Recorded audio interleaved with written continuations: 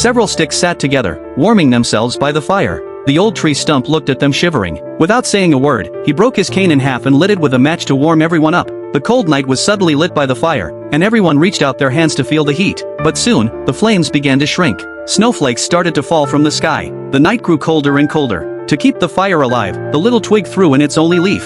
The flames grew bright again. Seeing this, others followed. The old stump tore off his bark. The birch stick tossed in a dry twig. Only the big tree stump did nothing. Everyone turned to look at him, but he crossed his arms and refused to share his wood. The little twig tried to pull off some bark from him, but the big tree stump hit him. Facing such a strong opponent, the little twig had to back down. But once fairness was broken, things began to fall apart. The weak red branch became the first target. The birch tree, seeing how weak red branch was, whispered to the big stump to break off red branch's head and burn it. The big tree stump rushed forward and attacked. The old stump quickly covered the little twig's eyes, but the little twig broke free and ran to help. The birch tree threw the little twig aside like trash. The old stump also stepped in, but the big tree stump kicked him straight into the fire. The little twig tried to save him, but the fire quickly swallowed the old stump. The big tree stump then snapped off red branch's head and sat on his body, enjoying the warmth from the burning old stump. The little twig stared in shock. Suddenly, he jumped at the big tree stump again, but was caught with ease. He was about to be thrown into the fire. Luckily, he bit the big stump's finger hard and escaped.